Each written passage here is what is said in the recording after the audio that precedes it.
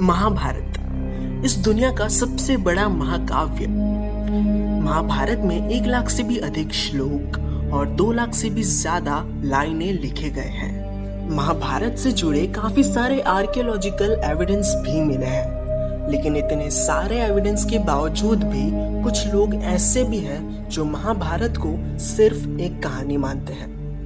हालांकि इनमें से ज्यादातर लोग हमारे देश के बाहर से बिलोंग करते हैं, लेकिन हमारे देश में भी कुछ लोग ऐसे हैं जो महाभारत को सिर्फ एक कहानी मानते हैं। लेकिन आज के इस वीडियो में मैं आपको कुछ ऐसे आर्कियोलॉजिकल एविडेंस के बारे में बताऊंगा जो ये साबित कर देगी कि महाभारत कोई कहानी नहीं, हमारा इतिहास है। तो आज के वीडियो को अंत तक जरूर देखना, क्योंकि ये आपके लिए काफी ज्यादा महत्वपूर्ण होने वाला है।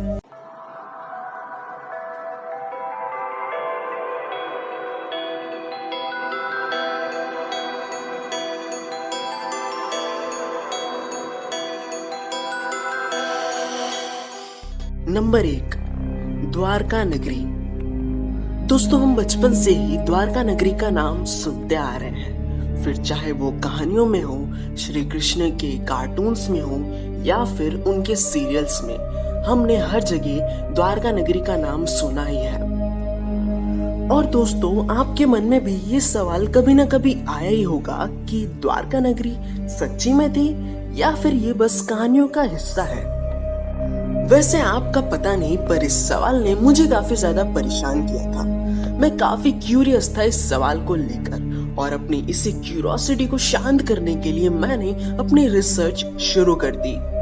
और काफी रिसर्च के बाद मुझे ये पता चला कि आज से कुछ साल पहले अंडर वाटर आर्कियोलॉजिस्ट और गुजरात गवर्नमेंट ने मिलकर खंबाट की खाड़ी में एक आर्कियोलॉजिकल रिसर्च शुरू की थी।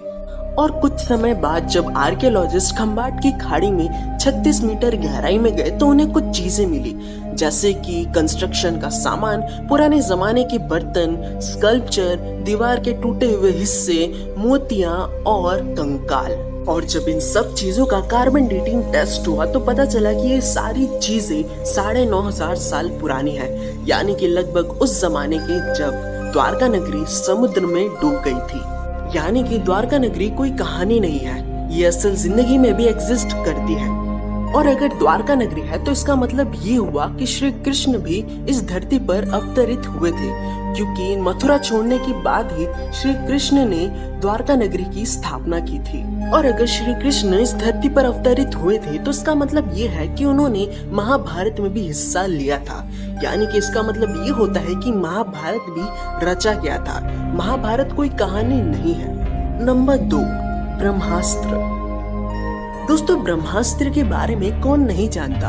अगर आपने महाभारत या फिर रामायण से जुड़े सीरियल्स या फिर कार्टून्स भी देखे हैं तो आपको पता होगा कि ब्रह्मास्त्र क्या है। कहा जाता है कि ब्रह्मास्त्र के इस्तेमाल करने के बाद बहुत से ऐसे लोग थे जो फट गए, जल गए और यहाँ तक कि पिघल भी गए।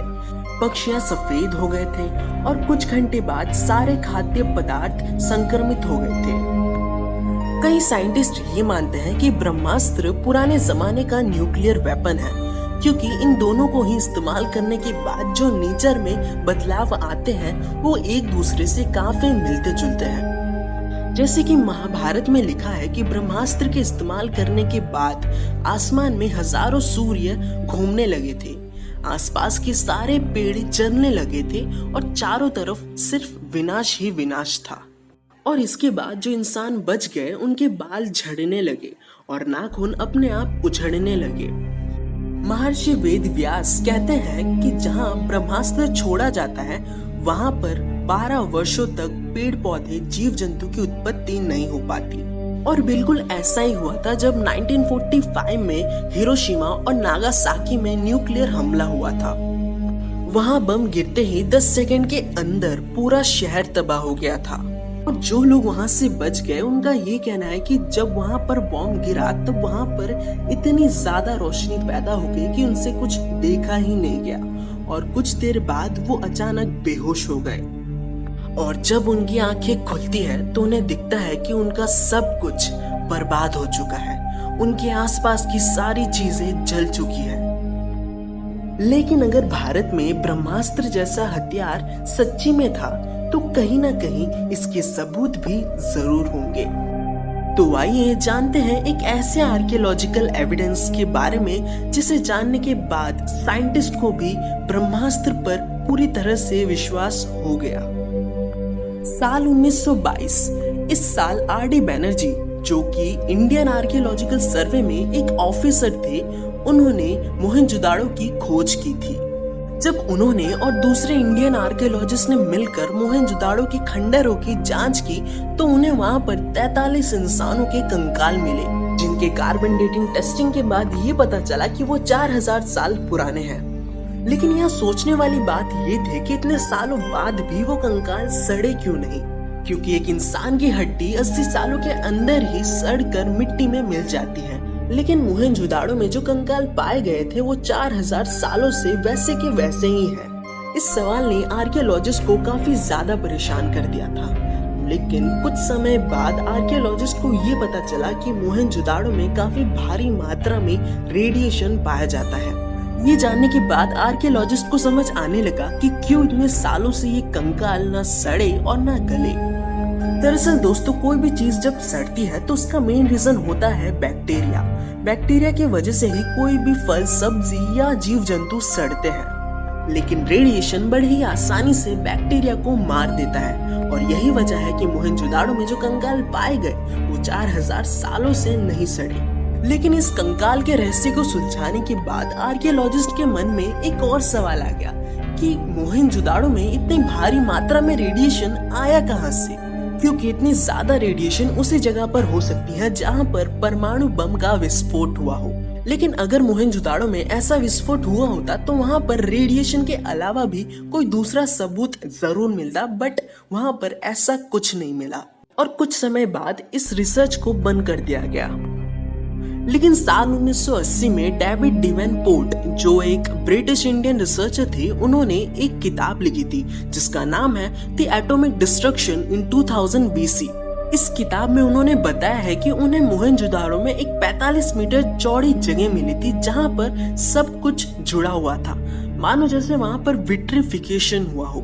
दोस्तों, विट्रिफिकेशन एक केमिकल प्रोसेस है जिसमें काफी सारे आम पत्थर पिघलकर लावा बन जाते हैं और कुछ देर बाद ठंडे होकर फिर से सख्त हो जाते हैं, लेकिन सख्त होने के बाद वो कांच जैसे बन जाते हैं। आर्कियोलॉजिस्ट को भी मोहनजोदाड़ो में कुछ ऐसे ही पत्थर मिले थे जिन्हें देखकर ऐसा लगता है कि जैसे वहां पर किसी बड़े धमाके के बाद सारे पत्थर एक दूसरे से जुड़कर कांच जैसे बन गए हो।